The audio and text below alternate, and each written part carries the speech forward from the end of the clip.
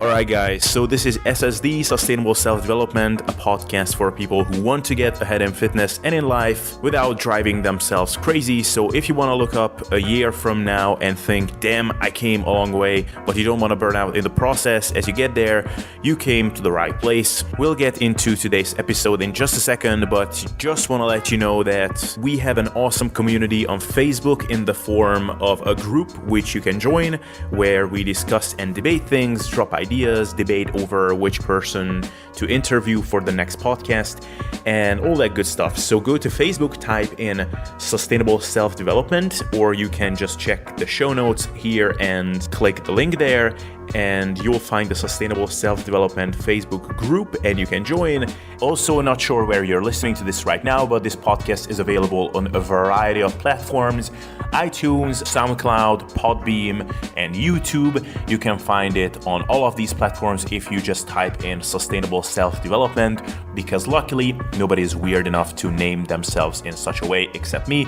So look me up on these places and follow the show by subscribing so that you don't miss future episodes. And with that, let's get into the show.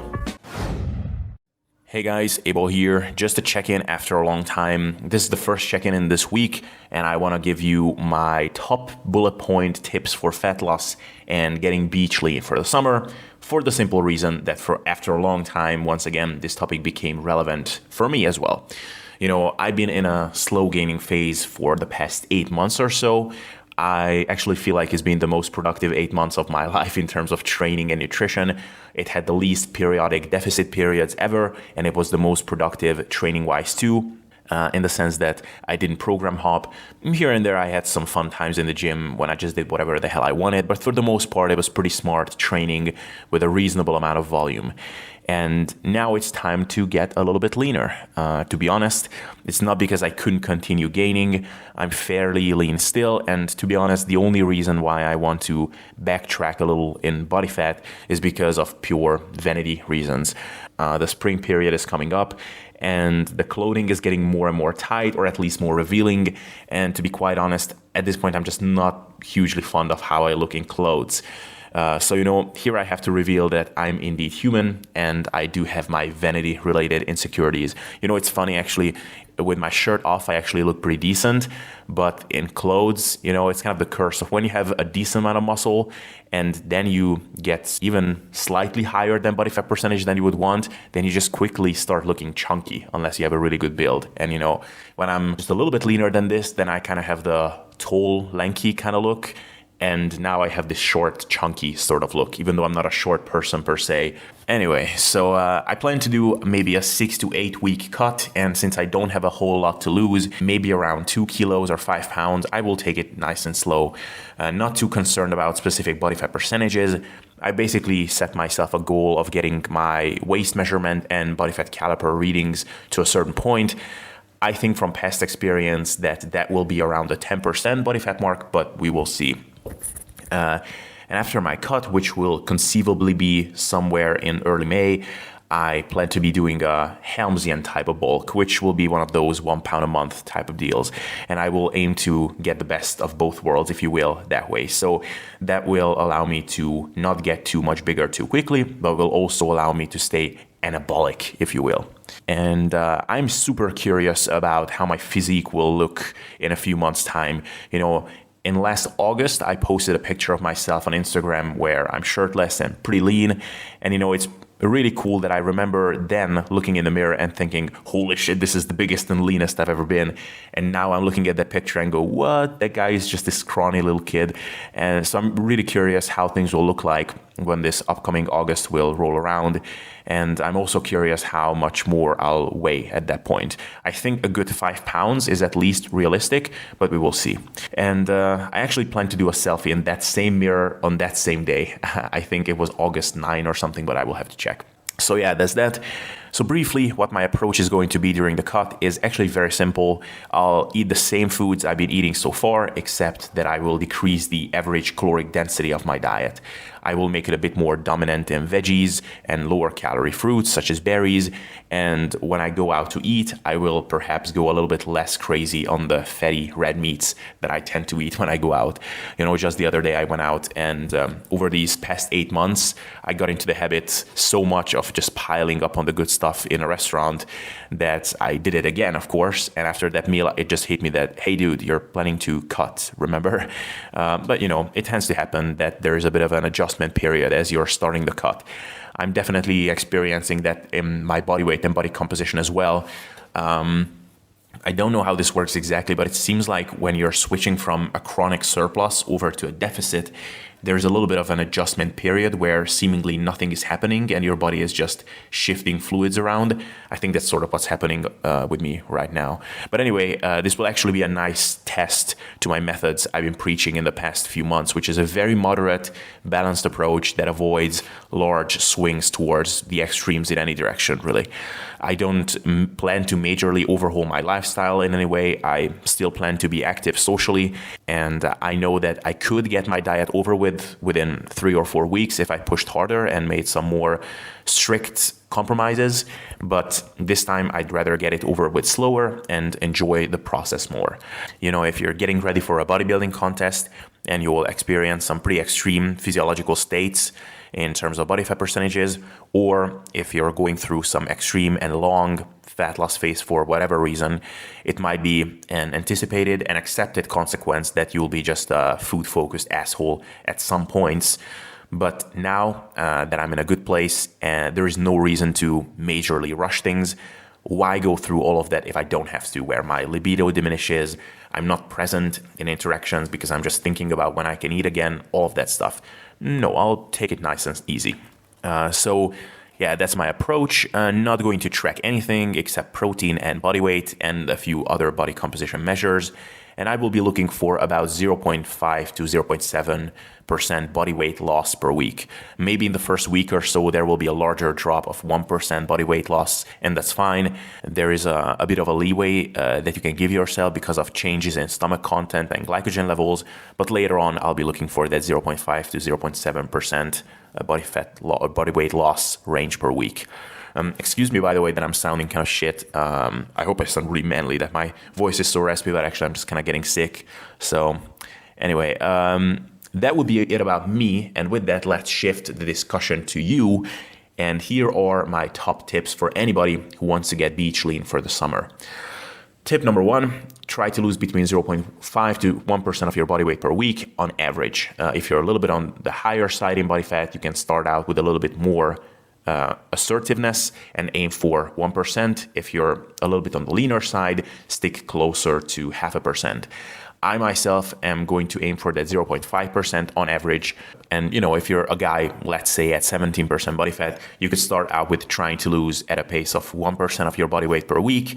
Once you get down to maybe in the 12 to 15% range, you could slow that down to 0.7% body weight. And once you get below 12%, then you could slow it down to only 0.5% body weight loss per week. I think that's a really good approach. And by using those percentages, you can still get pretty lean pretty fast. I mean, from 17% body fat, you could go down to 10% within 10 weeks using this approach. So really, there is no need to rush things to an unreasonable extent. Okay, so my second tip for you is a two-parter, which is eat a high protein, which I hope is not a surprise to anyone at this point that I'm recommending this, but not extremely high protein diets so that it would compromise your caloric allowance to fats and carbs. So I would generally recommend that you stick in the 0.8 to 1 gram per pound of body weight range of protein.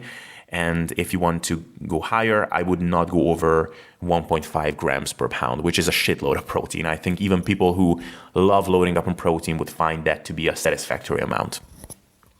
I would recommend that you play around with this a little bit and find the sweet spot where you feel the best in terms of upping your protein intake, and don't try to up it beyond this point just for the sake of upping it. In general, you're betting off getting your actual energy intake from carbs and fats, since those are the real actual energy substrates that your body is going to be using for fuel, as opposed to protein, which has to go through a bunch of inefficient conversion processes before it could actually be used by your body for energy. Okay, next point is also a two-parter, which is eat plenty of fruits and veggies and have those foods as the backbone skeleton of your diet, and make those the foundation alongside with your protein sources, of course, of each of your meals. And the second part of this recommendation is that at each of your meals, I recommend that you start each meal with your lower calorie foods and leave your higher calorie stuff to the end. So basically, when you put down your plate in front of you to start your meal, make sure that your veggies, fruits, and lean protein sources are gone, and leave the rest to the end. And if you're not hungry for those, no worries, you can leave that for your next meal. Now, I know that this can be tricky in practice, and that for many people this sounds good in theory, but when it comes to the practical application, they struggle to actually implement this. So for them, I have my next tip, which is only serve out as much food as you think you'll need per meal, with the permission in mind that you can always go back to the fridge for more if you're still hungry. So instead of putting out a whole bunch of food in front of you on the table and creating a Swedish table effect where you're just picking all the foods that seem desirable in the moment, simply pick your plate and serve out as much food as you think you'll need to satisfy your hunger, and then simply sit down with your plate. And once you're done, you can still go back for more, but there will be a lot higher of a chance that what you estimated in advance to be enough to satisfy your needs will actually turn out to be a correct estimate. This brings me to my next point, which is have some water or other zero-calorie beverage right before and during your meals. The benefits of this don't really have to do with any sort of magical effects related to being hydrated, but it's a lot more so related to the satiety mechanisms which you will get from the sensation of your stomach being stretched, which sounds a bit gross, but it's actually nothing special. It's simply the mechanism of you eating food, your stomach getting fuller, and you feeling full as a consequence. It's that simple. And if you can have this "my stomach is full" sensation without ingesting calories, why wouldn't you get it without actually ingesting calories? So I would say that drinking plenty of fluids and consuming up to maybe a liter of liquid before and during your meal, so maybe half a liter before, half a liter during your meal, is a real surefire way to get nice and full from your meals with much less calories. Next point is about mindfulness. If you're still eating your meals while listening to podcasts and watching YouTube videos, I highly recommend that you don't. You'll get more satisfied, more satiated from your meals if you actually focus on your food and don't get distracted by other things, such as a YouTube video. You'll stay fuller for longer, and for obvious reasons during a cut, this effect is very, very welcomed. I should also add that this effect only seems to take place with YouTube videos, but if you watch it on some other video platforms, such as Vimeo, then it doesn't seem to be a problem. I'm just kidding. No, so I do recommend that you don't distract yourself, especially now that you want to lose fat, or if you want to lose fat. And for more information on this, check out my video on mindfulness. Okay, next point, take an afternoon to nicely clean up your kitchen and have some nice eating hygiene.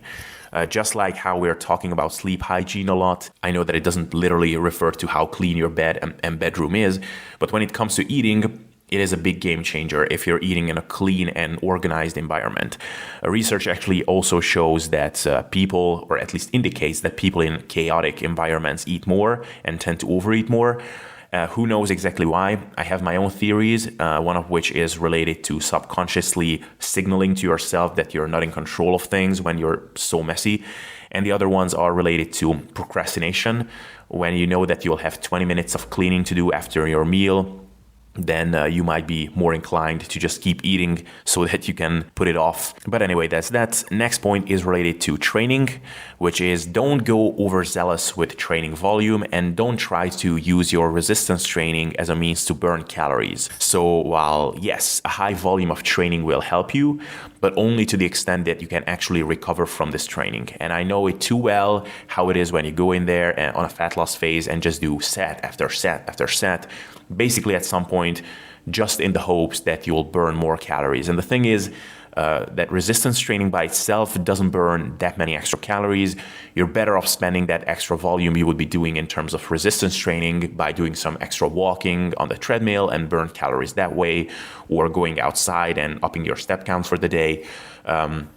Where the real calorie burning benefit per se of resistance training comes in is in the process of hypertrophy and building muscle. Because if your body is synthesizing new muscle and you're properly adapting to resistance training, less calories will go towards storage, which means that you can get away with cutting your calories less aggressively.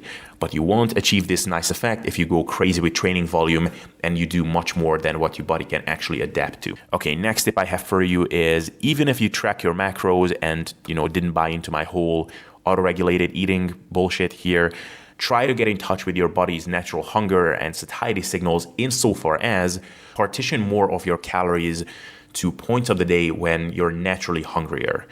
Some people wake up hungry, some people wake up with zero hunger, and evening hunger I also see as being a big variable. Some people say that their appetite just shuts down after 8 p.m., while other people report that that's exactly the time when their desire to eat ramps up the most. And I think from a pragmatic standpoint, you should accommodate these tendencies in your body and work with them, as opposed to try to oppress them and work through them. Which generally means just shifting more of your food to times of the day when you're naturally hungrier. Now, this doesn't have to mean that you're going to fast until 2 p.m. every day, or that you don't eat anything after 6 p.m. It just means that you're eating less food during these times. So for example, if you're not hungry in the morning, but you're working out in the morning, so having some food around that time would be advantageous, just have a shake and a piece of fruit at that time. And then hit the gym, and then have more food later during the day as your hunger ramps up. Also note that eating more doesn't necessarily have to mean eating more calories. It could just refer to food volume. So for example, in the morning, you may not be hungry, but you want to have a good amount of calories around your workout. You could have your less satiating, more calorie-dense stuff in the morning around your workout, and then have more voluminous, more satiating meals later in the day when you get hungrier. My next tip to you is to manage social events smartly, and here I would recommend that you check out my holiday eating tips episode that I've done.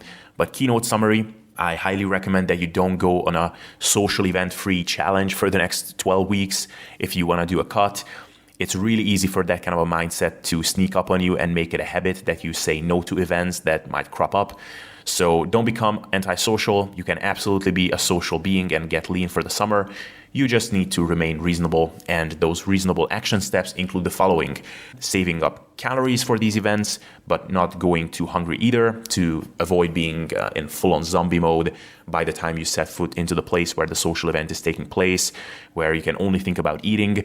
So in practice, this means eating lighter, high fiber, high water, high protein meals surrounding the event, so before, and depending on what you manage to destroy at the event, after as well. I would also recommend drinking water with your meals while you're there, and also to not go crazy with food and flavor variety once you've decided to go for some food at the event. And again, I went into more details on all of these points in that episode on social events. Okay, next tip is related to monitoring progress. The scale is an obvious one. I recommend weighing in daily and taking a weekly average of your weight.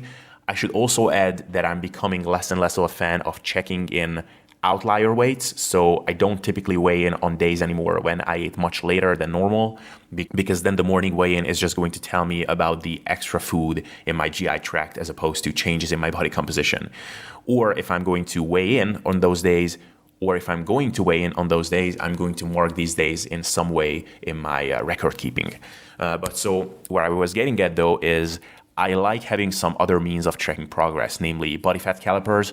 I use the electronic, Fat Track 2. I think the brand is AccuMeasure. It's an electronic caliper. And I simply pinch myself at the exact same spot at my lower abdomen. And I recommend that you do the same. Basically what I do is I found a spot a while ago on my lower abdomen, which I can reliably return to because it's between two birthmarks on my stomach. So I just pinch my stomach there and take the measurement. And I don't care about body fat percentage per se. I'm not trying to calculate it in any way. I'm just looking for the change in the reading. So I know that when I see values like 3.8 and 2.8, then I'm pretty darn lean. And for what it's worth, right now I'm getting values like 4.5 and 5.7. I also like waist measurements, which I like to do with my stomach flexed because that eliminates variability in the reading due to bloating. Once again, I know that when I get readings such as 80, 78, 77, I am pretty darn lean. Now I get readings like 83, 84. Next tip, if you're a YOLO type of person and you do drink alcohol and you do that sometimes to the point where you feel funny, then prepare for yourself some nice high fiber, high protein concoction that you can eat when you get home. Because the biggest problem with alcohol is the bad decisions that we tend to make when we are under its influence.